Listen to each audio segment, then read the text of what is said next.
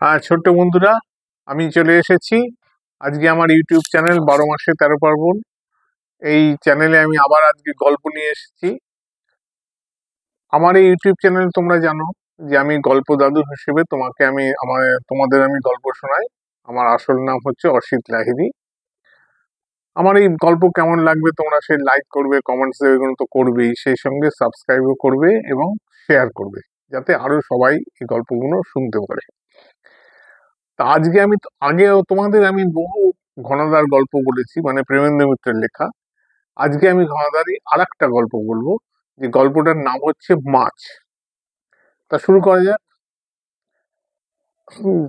ঘনাদা একবার ব্যাঘ্র সম্পদে থালার উপর দুহাত মেলে ধরে হাঁ হাঁ করে উঠলেন। রামভোজ নেহাতে আমাদের মেসের পুরনো ঠাকুর, নইলে অন্য কেউ হলে গামলা টামলা শুদ্ধ উল্টে করে খাবারে একটা কেলেঙ্কারি বাঁধিয়ে দিত। রামভোজ ঘনাদাকে চেনে, তাই শুধু এক পা পেছিয়ে বাঁ হাতের বাটি বসানো থালাটা ভেলকি মাছের মতন অদ্ভুত কায়দায় সামনে নিল। কি হইল বাবু, মাছের ঝোল খাইবেন না? ভালো মাগুর মাছের ঝোল আছে। মাগুর মাছের ঝোল খাবো আমি? ঘনাদার কথায় মনে হলো আহ উম, যে হিন্দু ধর্মের সবচেয়ে নিষিদ্ধ খাদ্য যেন তাকে খাওয়ানোর চেষ্টা করা হচ্ছে। আসলে ব্যাপারটা যে কি তা আমরা সবাই জানি। জানি বলেই সেই ঘনাদা নিজের ফাঁদে নিজে ধরা পড়েছেন। এখন বেরোনোর জন্য ছটফট করছেন। ছুটির দিন, তারপর গৌড়ের পাশের খবর বের হওয়ার দরুন সকালবেলা সবাই মিলে একটা খাওয়া দাওয়ার আয়োজন করেছিলাম। এমন সময় শিশিরের কাছে সিগারেট ধার করতে করতে এ পর্যন্ত ২,৩৫৭টা তিনি ধার করে নিয়েছেন। ঘনারা ঘরে ঢুকলেন।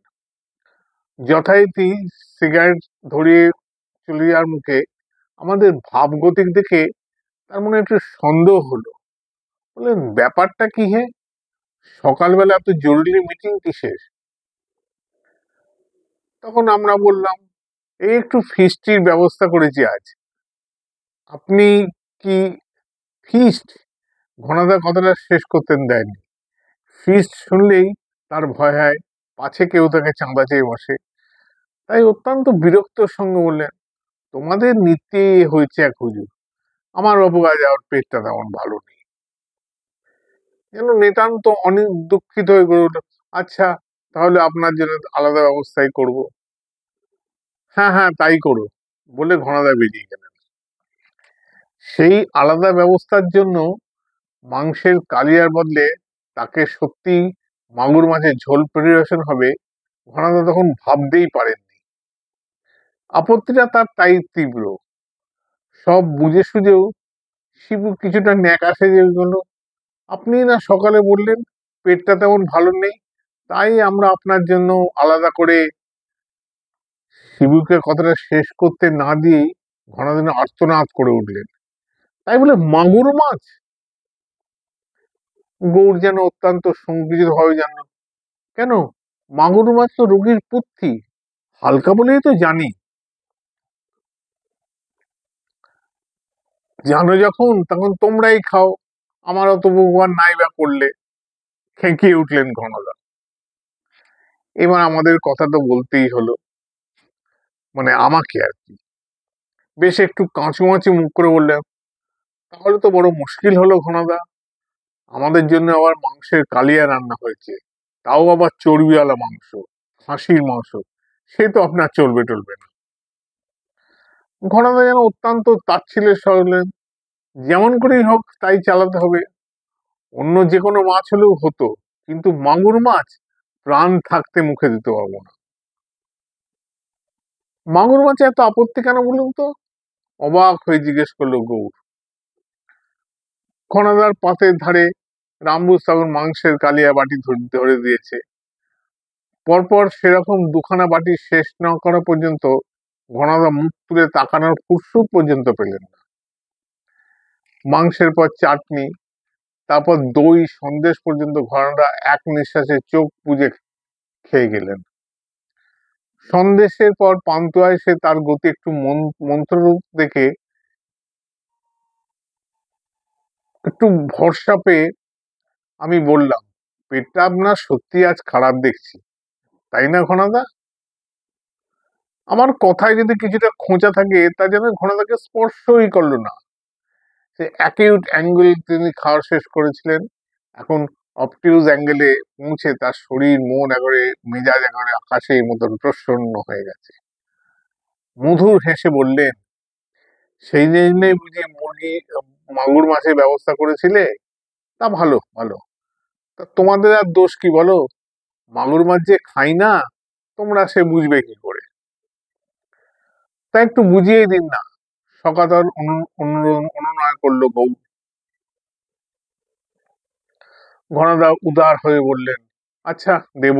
এই বলি প্রকাণ্ড পান্তুয়াটার কণ্ঠ হয়ে যাওয়া তার কথা শেষ পর্যন্ত শোনা গেল না, এই অবধি হয়েই থেমে গেল। খাওয়া দাওয়ার পর বসার ঘরে তার মৌরসি পাট্টাওয়ালা আরাম কেয়ারে দখল করে শিশিরের একটা সিগারেট, মানে 2358 নম্বর সিগারেটের ধার হলো। ধার নিয়ে আরাম করে ঘনাদা শুরু করলেন, 1929 সালে 3রা ডিসেম্বর যে চন্দ্রগ্রহণ হয়, সেখানে তোমাদের না জানাই স্বাভাবিক। কারণ সেই চন্দ্রগ্রহণ তো বাংলাদেশ তো দূরে থাক, ভারতবর্ষ থেকেই দেখা যায়। তবে হ্যাঁ, ডক্টর আলফ্রেড হিট যে কারণে 1930-এ FRGS অর্থাৎ ফেলো অফ রয়্যাল জিওগ্রাফি সোসাইটি রূপে মনোনীত হয়ে সম্মান লাভ করেন, কিভু এবং এডওয়ার্ড হ্রদের নতুন একটি নদী জন্মার কিছু বিবরণ তোমরা হয়তো শুনে থাকতে পারো। ভূগোলের জ্ঞান আমাদের সকলেরই সমান, ও তারই মধ্যে শিবু যা একটু উর্দু চর্চা করে। ঘনাদা এই পর্যন্ত বলে চুপ করে পড়ে যাওয়ার পর সে জিজ্ঞেস করলো, কিভু আর এডওয়ার্ড হ্রদ কোথায় বলুন তো? আফ্রিকায় না? আফ্রিকায় না? হ্যাঁ, আফ্রিকায়, বেলজিয়াম কঙ্গোর একেবারে পূর্ব প্রান্তে, বিষুবরেখার কিছুটা দক্ষিণে। আমরা কেউ সেখানে নতুন নদী জন্মানোর কথা শুনিনি জেনে ঘনাদা দ্বিগুণ উৎসাহ আরম্ভ করলেন। জার্মানির এক নামজাদা সার্কাস কোম্পানি আর স্পেনের এক চিড়িয়াখানার বায়না নিয়ে আফ্রিকার জঙ্গলে যখন তখন নানা জাতের দুষ্প্রাপ্য প্রাণী ধরে বেড়াচ্ছি। চিড়িয়াখানার ফরমাস মতন প্রায় সবকিছুই ধরা হয়ে গেছে। জিরাফ আর জেব্রার মাঝামাঝি এক অদ্ভুত প্রাণী, ওকাপি।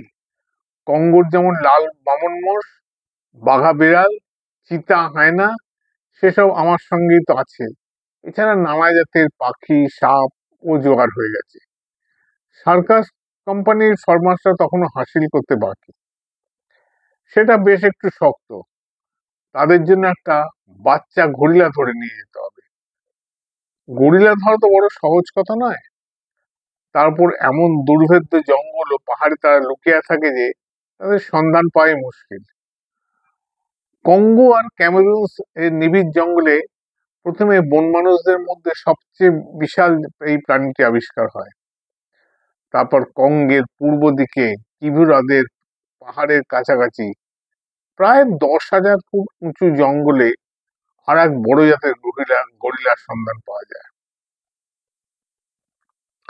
আপাতত সেই গরিলার আস্তানার দিকেই যাচ্ছিলাম। আফ্রিকার বিশেষ করে কঙ্গোর জঙ্গলে অভিযান চালানো যে কি ব্যাপার, ভুক্তভোগী না হলে কল্পনাই করতে পারবে না। এসব জঙ্গলে এমন দুর্ভেদ্য যে প্রতি পদে পদে কুড়ুল কাস্তে দিয়ে পথ পরিষ্কার না করলে এক পাও এগোনো সম্ভব নয়। 150 থেকে 200 ফুট উঁচু বড় বড় গাছ লতায় পাতায় আকাশ এমন ঢেকে রেখেছে, দিনের বেলাতেও সূর্যের আলো অতি কষ্টে চুঙিয়ে সেখানে ঢোকে। সেই ঘন ঘাসের জটলার তলায় আগাছার জঙ্গলে 15 ফুট উঁচু, ভাবা যায়? তারই ভেতর আবার অর্চিলা আর লতানের রবার গাছের দুর্লভ জট। যে জায়গাটা সেদিন বিশ্রাম করার জন্য তাঁবু ফেলেছিলাম, সেখানে এই জঙ্গল অনেকটা হালকা হয়ে সাভানা এবং সাভানা অর্থাৎ একরকম ঘাসের প্রান্তর শুরু হয়েছে। এই ঘাস আবার যেমন তেমন নয়, 6 ফুট উঁচু একটা জোয়ান মানুষ তার ভেতর অনায়াসে ঢুকে যায়। একটা প্রকাণ্ড বাউ গাছের নিচে বেশ খানিকটা জায়গা পরিষ্কার করে আমাদের আস্তানা পাতা হয়েছিল। আফ্রিকার জঙ্গলে বেড়ানোকে বলে সাফারি। তা আমাদের সাফারির লোকজন তো বড় কম নয়। আসবাবপত্র, রসদ, জন্তু জানোয়ারের খাঁচা, বাক্স ইত্যাদি বইবার লোকজন, 100 জন কাফির জাতের মুটে আছে, তার উপর আছে 5 জন মাসাই জাতের শিকারী। এই অঞ্চলে সিংহের উপদ্রব খুব বেশি বলে আস্তানার চারদিকে 4টে আগুন জ্বালানোর ব্যবস্থা করে পালা করে 2 জন শিকারীকে পাহারায় রেখে সবে আমরা নিজেদের তাঁবুতে শোয়ার বন্দোবস্ত করছি।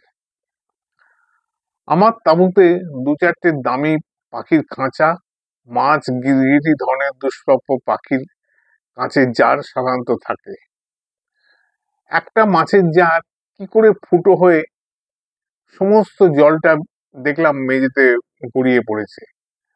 মাছটা কাঁচের জারের তলায় খাবি খাচ্ছে দেখে মনে হলো সেটা একটা অন্য জারের প্রজাতি। এমন সময় যুগন এসে ঘরে ঢুকলো। যুগন আমার সবচেয়ে বিশ্বাসী অনুচর এবং সমস্ত কাফির, কুলি, মাসাই শিকারীদের সর্দার।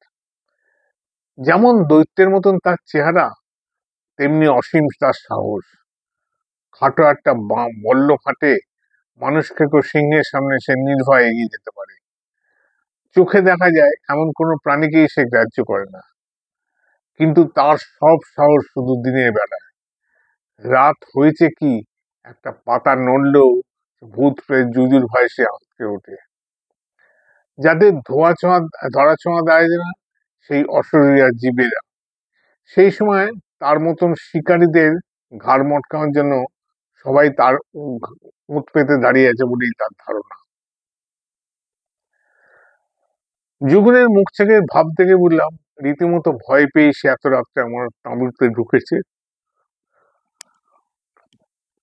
আবার কোনো জুজু কোথায় দেখেছে বলে ঠাট্টা করতে যাচ্ছি, এমন সময় একটা অদ্ভুত শব্দ শুনে চমকে গেলাম।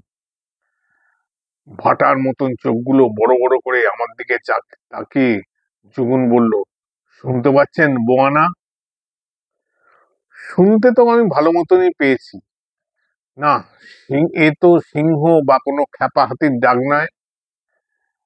অন্ধকার রাত্রে কোনো সুদূর প্রান্ত থেকে সমস্ত আকাশ বাতাস কাঁপিয়ে ফুটে উঠল একটা ভয়ের স্পন্দন, গুম গুম গুম গুম।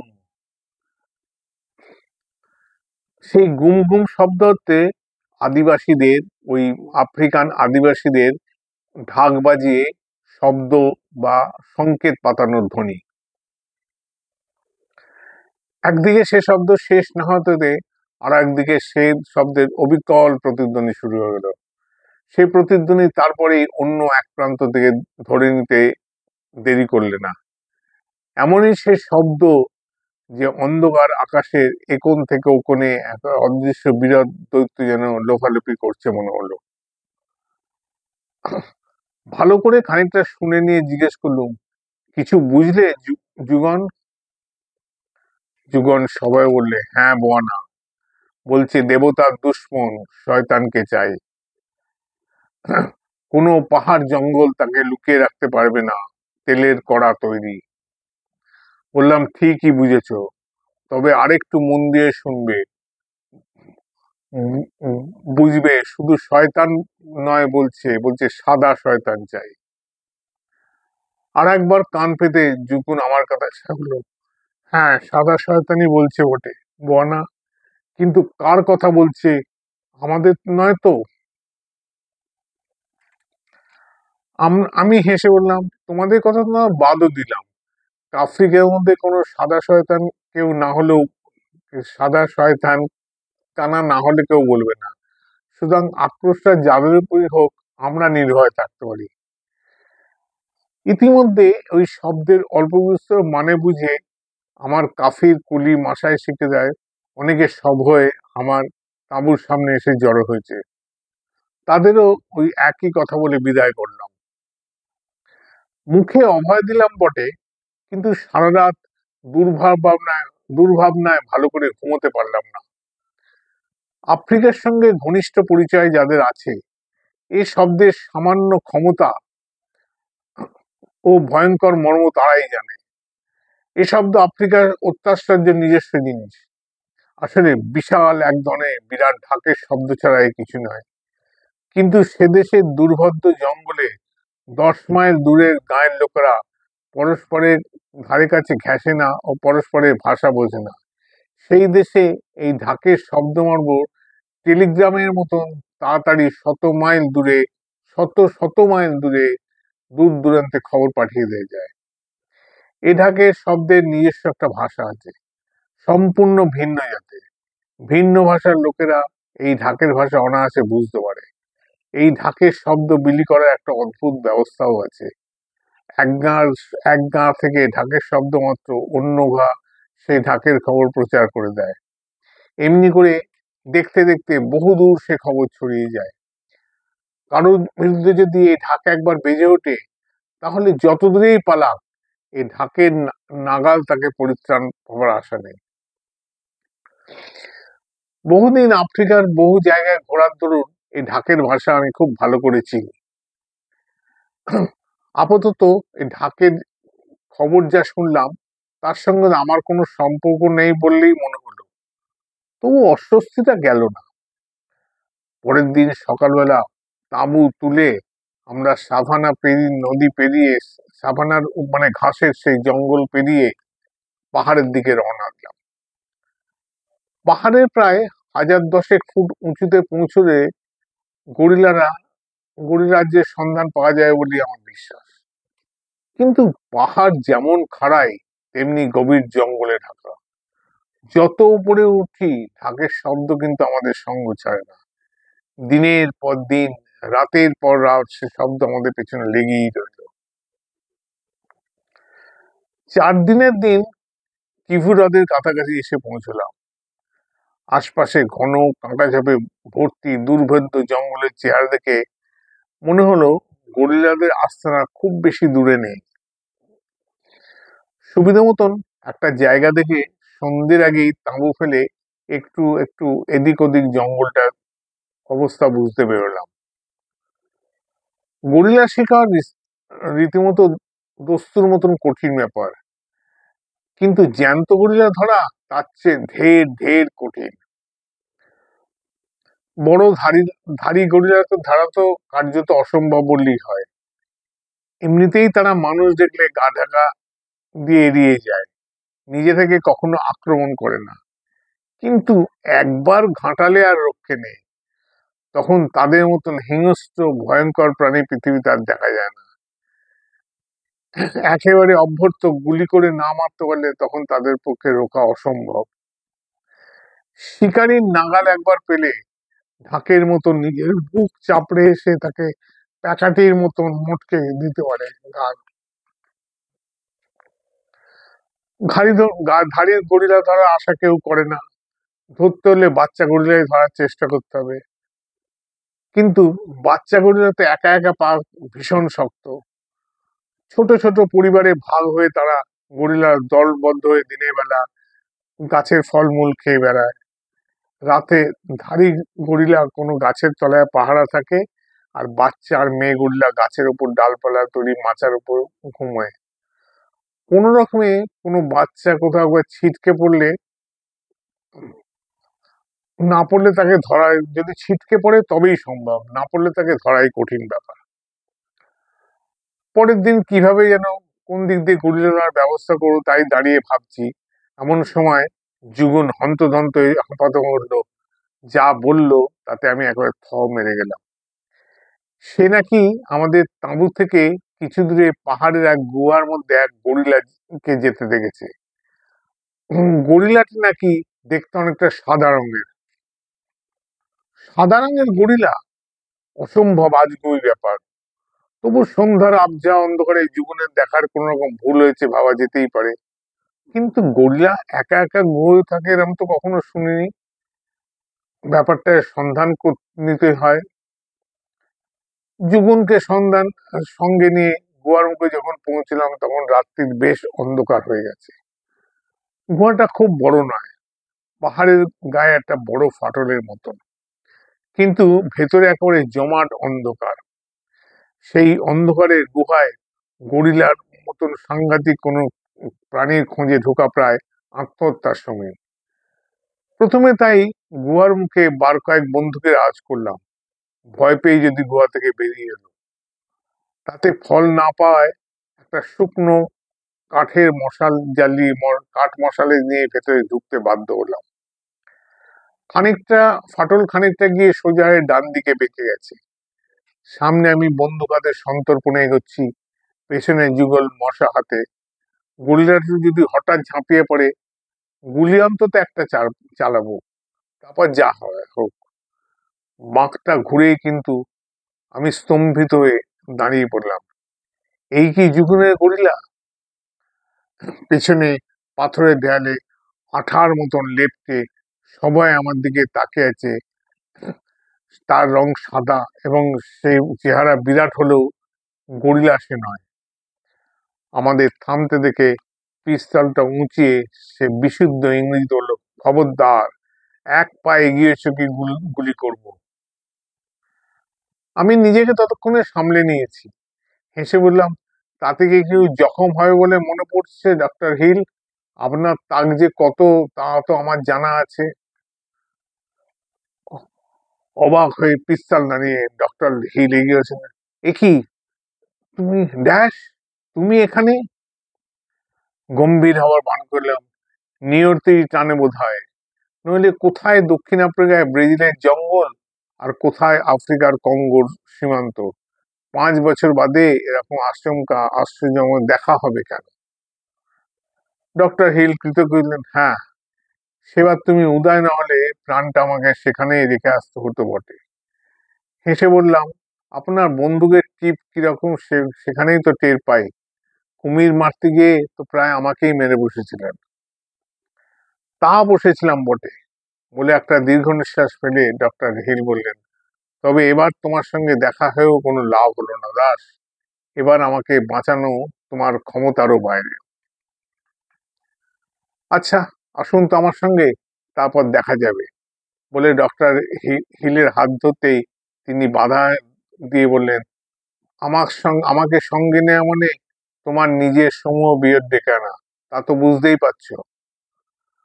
গুহার ভেতরে জঙ্গলিদের সুদূর ঢাকার আওয়াজ তখন শোনা যাচ্ছে। এক মুহূর্তে চুপ করে থেকে বললাম, গায়ে পড়ে বিপদ ডেকে নাই যে আমার বাতিক ডক্টর হিল।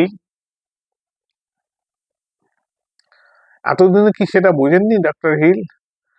ডক্টর হিলকে নিজের তাঁবুতে নিয়ে এসে তার কাছে সমস্ত কাহিনী শুনলাম। ডক্টর হিল পৃথিবীর ভূগোল বিলাসী বললে বোধহয় ঠিক বোঝানো যাবে না।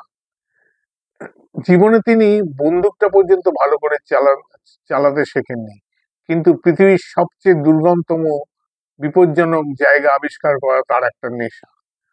আমাজন নদীর উৎসবের কাছে 5 বছর আগে তার সাথে আমার প্রথম দেখা দেয়।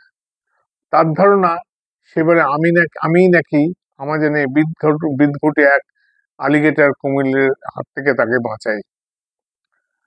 ডক্টর হিলের সমস্ত কথা শুনে তাকে বাঁচানো এবং সেই সঙ্গে নিজেকে বাঁচানোর ব্যবস্থা করা কিন্তু সত্যিই কঠিন বলে মনে হলো। এই কদিন জঙ্গলিদের যে ঢাকের আওয়াজ শুনছি, তার লক্ষ্য যে ডক্টর হিল স্বয়ং, একথা বোধহয় বলে দিতে হবে না। কঙ্গোর এই ভৌগোলিক অভিযানে এসে শুধু নিজের ভালো মানসিক দরুন যে তিনি এখানকার ভয়ঙ্কর জঙ্গলিদের বিষ পড়েছেন তাই নয়, এই অঞ্চলের জঙ্গলিরা এখন আদিমতম যুগে পড়ে আছে। তাদের জঙ্গলের বাইরে কোনো দুনিয়া আছে বলে তারা জানে না। ঘুরতে ঘুরতে তাদের এক গাঁয়ে গিয়ে পড়েন ডক্টর হিল। ডক্টর হিলকে তারা প্রথমে অদ্ভুত এক জাতের মানুষ ভেবে একটু সমীহ করেছিল। তাকে তার লোকজনকে আশ্রয় দিয়েছিল শ্মশান বনে। কিন্তু ডক্টর হিল সেখানে গিয়ে পরোপকার করতে গিয়ে নিজের সর্বনাশ নিজেই ডেকে আনলেন। সেখানে সর্দার বহুদিন ধরে মাথার যন্ত্রণার রোগে পড়ছিল। গায়ের ওঝা পুরুত নানা রকম ঝাড়ফুঁক করে ভূত প্রেত মানত করেও তাকে ভালো করতে পারেনি। ডক্টর হিল সব দেখে শুনে একটি অ্যাসপিরিন ট্যাবলেট দিয়ে তাকে এমন চাঙ্গা করে তোলেন, ব্যাস আর যায় কোপা। সর্দারের কাছে তার খাতির তেমন 10 গুণ বেড়ে গেল, তেমনি গাঁয়ের ওঝাপুরুষরা তেমনি তার উপর খাপ্পা হয়ে উঠল, এবং সেই খাপ্পা হয়ে উঠল 1000 গুণ বেশি। জঙ্গলিদের মধ্যে তাদের মান ইজ্জত বজায় রাখার জন্য ওঝা পুজোরা না করতে পারে এমন শয়তানি নেই। ভাগ্যচকে তাদের একটা সুবিধেই হলো, কি একটা ছোঁয়াচে রোগে গায়ে কয়েকটা গরু বাছুর যখন মারা গেছে, ওঝারা রটিয়ে দিলে যে ডক্টর হিলি তার জাদুতে এইসব গরু বাছুর মারছেন। প্রথমে গরু বাছুর, তারপর মানুষ মারাই তার মতলব। সর্দারকেও বোধহয় তারা তা বোঝাতে পারল। বেগতিক দেখে দলবল শুদ্ধ লুকিয়ে পালাতে গিয়ে ডক্টর হিল আলো বিপদ ডেকে আনলেন। তিনি কোন রকমে তাদের চোখ এড়িয়ে এই পাহাড়ে পৌঁছলেন বটে, কিন্তু তাদের লোকজন সব কচুকাটা হয়ে গেল। এখানে পালিয়ে এসেও অবশ্য তার রক্ষা আছে বলে মনে হয় না। ঢাকের কড়ে চারিদিকে জঙ্গিদের মধ্যে যেভাবে ছড়ি জাগিয়ে তুলেছে, তাতে শেষ পর্যন্ত তাদের খবর থেকে মুক্তি পাওয়া প্রায় অসম্ভব। সেদিনও সারা রাত্রি ঢাকের আওয়াজে মনে হলো চারদিক থেকে ঘেরাও করে এই পাহাড়ের দিকে ক্রমশ এগিয়ে আসছে, অর্থাৎ ঢাকটা আস্তে আস্তে তার গোলাকারটা কমিয়ে আনছে।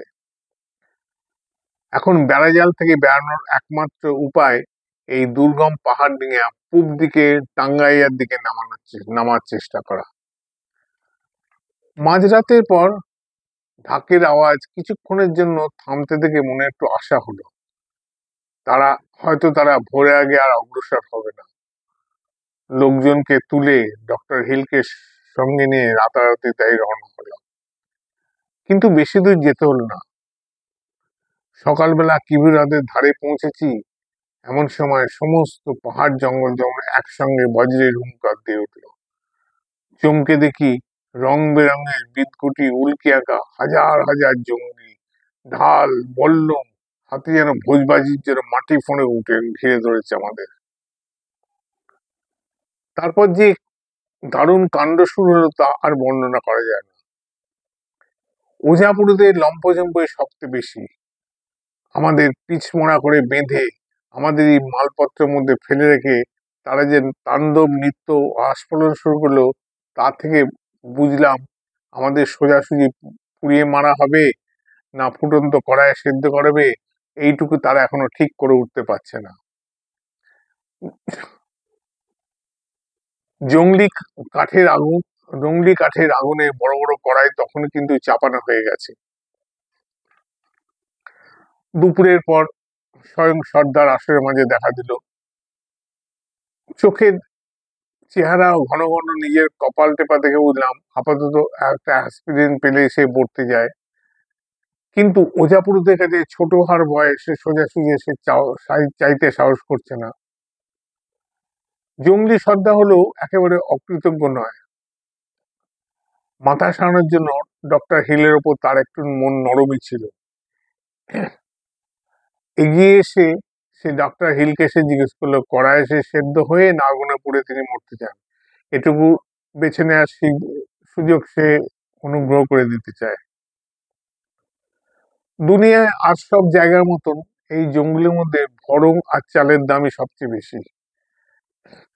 পিছমোড়া বাঁধা অবস্থাতেই যতদূর সম্ভব ভারিক্কি চালায় ডক্টর হিল গম্ভীর ভাবে নান্টু ভাষায় বললাম, আমাদের সেদ্ধ করে কি পুড়িয়ে মারার আগে তোমার মাথা ভরার জাদু দয় পেলে ভালো হয় নাকি?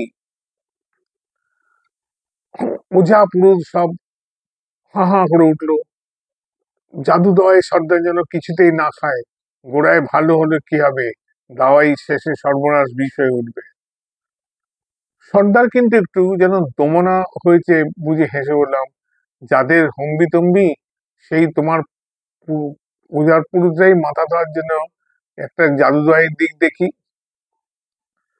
সর্দার আরেকটু নরম হয়েছে বুঝে ডক্টর হিলকে দেখে বললাম, কটা ভণ্ড ওঝার পুরুষের কথায় তুমি খেপিয়ে তুলছে জানো, বরং যার চেহারা দেখে বুঝতে পারছো না এই জঙ্গল পাহাড়, উনি আকাশের চাঁদ দয়া করে এখানে নেমে এসছেন, চাঁদ থেকে নেমে এসেছেন। ডাক্তার হিলের দিকে একবার আকাশের দিকে চাঁদ দেখে বললাম, সর্দার কাবু হয়েছে। ওজাপুরও তাই বুঝেই মরিয়া হলো, সব বাজে কথা, চাঁদ থেকে নেমে এসছেন তার প্রমাণ কি? প্রমাণ তো ওর চেহারা, দেখতে পাচ্ছ না ওর গায়ের রং? ও প্রমাণ চলবে না, আমরা অন্য প্রমাণ চাই। ওজাপুরুষদের সর্দার অনিচ্ছাকৃত সায় দিত হলো। এখানে ব্যাপারটা নেহাত তুচ্ছ বলে হলাম, বেশ, চাঁদ থেকে যে আজ রাত্রে, চাঁদ থেকে আজ রাত্রে প্রমাণ পাবে। আমরা নিশ্চিন্ত দেখে একটু হতভম্ব হয়ে জমিরা নিজেদের মধ্যে জটলা শুরু করে দিল। ডক্টর হিল হতাশ ভাবলেন, এটা কি করলে দাস? যদি ওরা পুড়িয়ে মারতো, এখন তো গায়ে ছাল ছাড়িয়ে নেবে জ্যান্ত অবস্থায়। চাঁদের ধাপ্পাটা কেন মিছে মিছে দিতে গেলে? আমি হেসে বললাম, আপনার কোনো ভয় নেই, চাঁদের প্রমাণ আমি সত্যি দেবক্ষণ। হতাশ ভাবে আমার দিকে চেয়ে বললেন, না, ভয় ভাবনা আমার মাথা খারাপ হয়ে দেখছি, চাঁদের আবার প্রমাণ কি হতে পারে? আজ কি তারিখ আপনার মনে নেই? প্রমাণটা তাহলেই বুঝতে পারতেন। ডক্টর হিল খানিকটা বিমূঢ় হয়ে বললেন, প্রায় লাফেন, ওহ, ভুলেই গিয়েছিলাম, আজ তো চন্দ্রগ্রহণ দেখা যাবে। আমি বললাম, হ্যাঁ, ওর চেয়ে বড় প্রমাণ আর কি হতে পারে? কিন্তু ভাগ্য ততক্ষণ আমার উপর বিরূপ হবে কি করে জানবো? সন্ধে হতে না হতে কোথা থেকে রাশি রাশি মেঘ এসে আকাশ ছেয়ে ফেলতে লাগলো। ওঝাপুরদের কি আস্ফোরণ দেখে দেখে তারা নিজেরাই ভেলকিতে মেঘ আকাশে তুলে সর্দারকে তখন বোঝাচ্ছে। অগ্নিমূর্তি হয়ে সর্দার আমার কাছে বলল, কই কই তোমাদের চাঁদের প্রমাণ দেখাও। ভেতরে ভেতরে নারী তখন প্রায় ছাড়বার উপক্রম, তবু বাইরে বেপরোয়া সারা দিল, তোমার ওঝাপুরুষদের কিছু করার ক্ষমতা আছে মানছি, কিন্তু চাঁদের মানুষের তেজ যে কত বাদেই আর একটু বাদেই টের পাবে। আমাদের সামনে একটা আধপোড়া মশাল মাটিতে মুতে সরলে, বেশ, এই মশাল যতক্ষণ না নেবে ততক্ষণ তোমাদের সময় দিলাম, তারপর তোমাদের জ্যান্ত কলিজা কেটে বের করে নেব। তাই করো। বেশ জোর করেই বললাম। মনে মনে জপছি, হে আকাশ দেবতা, দয়া করে একটা ঝড় তুলে মেঘগুলোকে তাড়াও, নইলে আজ রক্ষা নেই। কিন্তু আকাশের দেবতার দয়া করার কোনো লক্ষণই দেখতে পেলাম না। মেঘগুলো যেন আরো গাঢ় হয়ে জমতে শুরু করলো। মশালটা তখন প্রায় শেষ হয়ে এসছে। সেই দিকেই চেয়ে ইষ্ট নাম স্মরণ করছি, এমন সময় ছলাৎ করে একটা শব্দ শুনে ফিরে দেখি, কাঁচের জারের মধ্যে রাখা একটা মাছ কিরকম যেমন ছটফট করছে। ডক্টর হিল নিজের ভাগ্য বোধহয় মেনে নিয়েছে, একটা দুঃখের হাসি বললেন, মাছটাও আমার পরিণাম বোধহয় বুঝতে পেরেছে। কয়েক মুহূর্ত মাছটার দিকে চেয়ে হঠাৎ উত্তেজিত উঠলাম, ডাক্তার হিল, আর কোনো ভয় নেই, মাছটা আমাদের পরম বন্ধু, আমাদের উদ্ধারের পথই বাতলাচ্ছে। তারপরে উঠে দাঁড়িয়ে চিৎকার করে ডাকলাম, কোথায় সর্দার, কোথায় ওঝাপুরু, চাঁদের মানুষের তেজটা একবার দেখে যাও। অবাক হয়ে ছুটে এলো সবাই। উচ্চস্বরে সামান্য একটা মেঘ দিয়ে আকাশ থেকে তোমরা পুরোতে বাদ দিয়েছিল, চাঁদের মানুষ এবার পাহাড় জঙ্গল দুলিয়ে দিচ্ছে, দেখো। ওঝারা বললো, সব মিথ্যে কথা, সব ধাপ্পা। জঙ্গলিরা ক্ষেপে আমাদের উপর ঝাঁপিয়ে পড়ে আর কি। এমন সময় মাটির তলা থেকে প্রচন্ড গোঙানির মতন একটা শব্দ শোনা গেল। পর মুহূর্তে সমস্ত পাহাড়টা যেন নৌকার মতন দুলে উঠল, আর সেই কিবুরাদের জল লাফ দিয়ে তীব্র হয়ে ঝাঁপিয়ে পড়লো বিশাল স্রোত হয়ে। সেই প্রচন্ড ভূমিকম্পে দিশারা জঙ্গলিরা যে কে কোথায় পালালো ঠিক নেই। ভূমিকম্প যখন থামলো, তখন দেখি শুধু আমরাই আমাদের মালপত্র মধ্যে বেহোশ হয়ে পড়ে আছি। কিবুরাদের এক পার ভেঙে দুরন্ত এক নদীর স্রোত নিচ দিয়ে বয়ে যাচ্ছে। ঘনাদা গল্প শেষ করার শিমুদা আসলো, ওই মাছের ছটপানি দেখে ভূমিকম্পের টের পেলেন নাকি? কি মাছ সেটা? ওদেশের একরকম মাগুর মাছ, গম্ভীর ভাই ঘনাদা বললেন। ইংরেজিতে যাকে বলে ক্যাটফিশ। জাপানে থাকতে ও মাছের ক্ষমতার কথা জেনেছিলাম। জাপানে তো ভূমিকম্প নিত্য লেগেই আছে। সেখানকার বৈজ্ঞানিকরা লক্ষ্য করে দেখেছেন, ভূমিকম্পের ঠিক আগে মাগুর জাতের মাছ করে যেন অদ্ভুতভাবে টের পেয়ে এবং ছটফট করতে থাকে। অনেকে তাই ভূমিকম্প আগে থাকতে ধরার জন্য মাগুর মাছ পোষে। তাই শুনলে গল্প, ঘনাদার গল্প, মানে এটা অ্যাকচুয়ালি গুল গুল গল্প, কিন্তু সাজিয়ে গুছিয়ে এমন ভাবে সে তার মেসের অন্যান্যদের এইভাবে সে বশ করে দেয়। তাহলে বন্ধুরা, আজকের মতন এখানে রাখলাম। আবার পরের দিন অন্য গল্প নিয়ে আবার হাজির হব। টাটা। আর অবশ্যই আমার এই ইউটিউব চ্যানেলে সাবস্ক্রাইব করবে এবং লাইক লাইক দেবে, কমেন্টস দেবে এবং এটা গল্পটা শেয়ার করবে। রাখলাম।